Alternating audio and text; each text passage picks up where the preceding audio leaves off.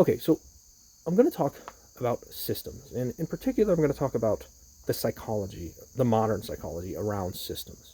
So, first, I'm going to define what a system is. So, a system is a set of behaviors or a set of events that we observe, group together, and label. Okay, that's it. All you need to have a system is to have a set of events that you group together, and you need a name for it. So, for example, a basketball offense is a system, right? You have a bunch of people working together on a team. You have 5 people on a team who are working together to score points. Very simple, right? They might have a playbook, right? That's part of the system. You have 5 people in a playbook who work together to score points against a defense. And this offense is a system. But without the individuals in that system, there is no offense. Okay?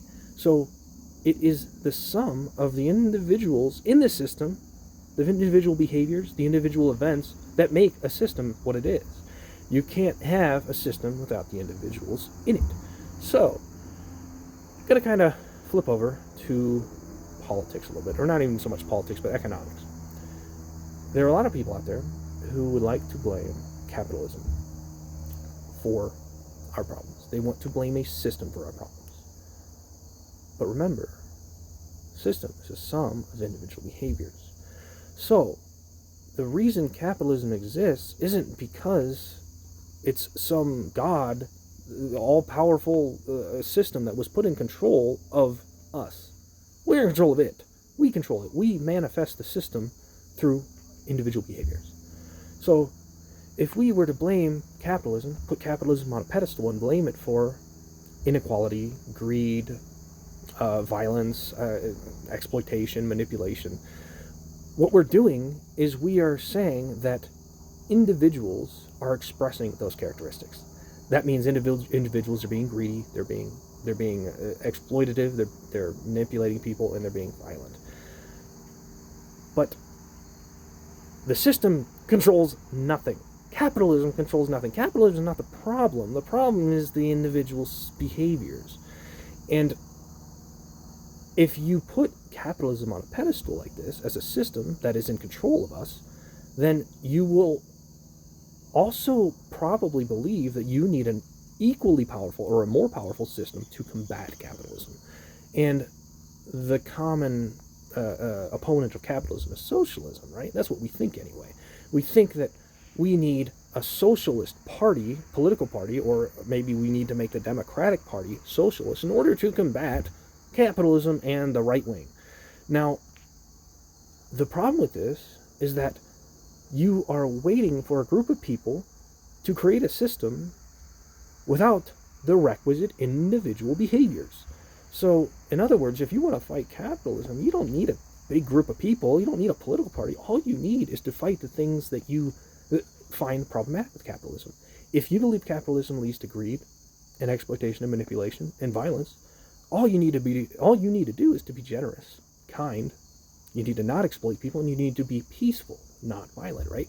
So that's it. In other words, be the change you want to see. Don't wait until you have a sufficiently large enough group who also agrees that they want to be the change they want to see before you be the change you want to see. Just fucking go out and do it. Don't wait until you have a political party before you start being nice to people. And you can't just be nice to the socialists. You got to be nice to the capitalists too. And, a little side note here. Sorry, but capitalism isn't the cause of your problems. Capitalism is currently presenting with greed, exploitation, manipulation, and violence because the individuals are presenting with those characteristics. So, capitalism is about free markets. It's a free market economy type of thing, right? What that implies is that you can do whatever the fuck you want. If you want to go be an owner and you want to give all of your profits over to your employees and you just want to be hands off entirely, you can do that, right? There's nothing keeping you from creating a worker cooperative in a capitalistic economy. There's nothing keeping you from being generous, from not exploiting your employees in a capitalistic economy. So, just be the change you want to see. Just be kind, be generous. Don't exploit people. Be honest. Don't be violent. That's it. That's it. You don't have to do anything else. We get caught up in this idea that we can't take action unless we have a big group of people to create a system that is defined by that action. Why? Why are we torturing ourselves? Why are we waiting to do what we want to do? You have to believe that the small things matter. You have to believe that your small actions count, because that's all capitalism is. It's a sum of small actions. If you don't believe your own actions count because you're only one person in 8 billion, then you've made yourself 0 of 8 billion. You have diminished your very real effect, very measurable effect, 1 in 8 billion to 0, okay? I've said this before. There are 8 billion people on this planet. 1/8 billionth is a lot larger than 0. It's infinitely larger than 0. So the takeaway here is that your individual actions matter. You have to value yourself. You have to give yourself credit when you turn the light off, when you walk out of the room. You have to give yourself credit when you smile at somebody. You have to give yourself credit when you give that homeless man $20. You have to understand that the systems are just, they're like these gods that we built up, but we created the gods. So if you don't like the god, don't obey the god. Thanks for watching.